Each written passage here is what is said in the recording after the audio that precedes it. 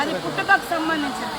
అంటే ఈయనతోటి బీఆర్ఎస్లో తెలంగాణ వస్తే కొత్త సాంప్రదాయాలు కొత్త విధానాలని చెప్పి వచ్చిన తెల్లారే టీడీపీలో ఉన్నటువంటి వాళ్ళను కాంగ్రెస్లో ఉన్నటువంటి వాళ్ళను జైన్ చేసుకున్నప్పుడు వాళ్ళు ఏ జైన్స్ అనుకున్నావయ్యా నేను అడుగుతున్నాను.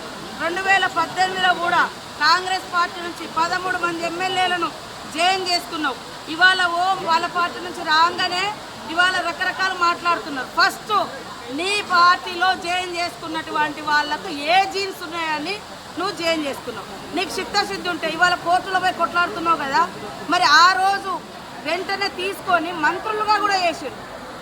ఏది నీ నీతి అంటున్నా కేటీఆర్, నీ నీతి నీ రీతి ఏదయ్యా? ఆ రోజు తలసాని శ్రీనివాస్ యాదవ్ను సబితా ఇంద్రారెడ్డిని తీసుకొని ఎమ్మెల్యేలుగా తీసుకొని అదే గవర్నర్ దగ్గర తీసుకుపోయి అత్యంత నీచంగా హేయంగా నువ్వు మంత్రి పదవులు కూడా ఇచ్చి రాజ్యాంగాన్ని ఉల్లంఘించిన నువ్వు ఇవాళ రాజ్యాంగ ధర్మాసనం కాడిపోయేటువంటి అర్హత నీకుందా? ఫస్ట్ ఇప్పటికైనా నేను సవాల్ చేస్తున్నా.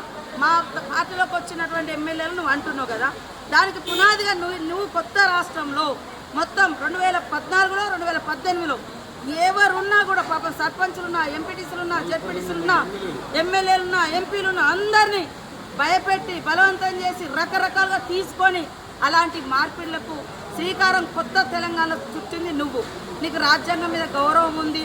ఇంట్లో పోయినంటే మరి నీ పార్టీలో ఉన్న ఒక్కరిని కూడా ఎందుకు నువ్వు రాజీనామా చేసి మళ్ళీ ఎలక్షన్కి రాలే? ఇవాళ డిమాండ్ చేస్తూ ఉన్నావు. అదే కాకుండా ఇప్పటికీ మీరు సవాల్ చేస్తున్నావు.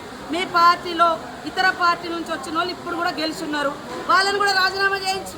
ఆ రోజు మా పార్టీ నుంచి వచ్చిన వాళ్ళు సబితా ఇంద్రారెడ్డి కానీ, సుధీర్ రెడ్డి కానీ, లేకుంటే ఇతర టీడీపీ నుంచి వచ్చిన తలసాని శ్రీనివాస్ యాదవ్ కానీ, మళ్ళీ ఇప్పుడు ఎమ్మెల్యేలు ఉన్నారు కదా, ఆ రోజు వాళ్ళు రాజీనామా చేయకుండా మీ పార్టీలకు వచ్చారు కదా, మీ పార్టీలకు ఈరోజు రాజీనామా చేయించి అప్పుడు మా దాంట్లోకి వచ్చిన వాళ్ళు అడిగితే జనం హర్షిస్తారు. కానీ నీకో నీతి మందికో నీతి అనడం ఇది ఎవరు కూడా హర్షించరు.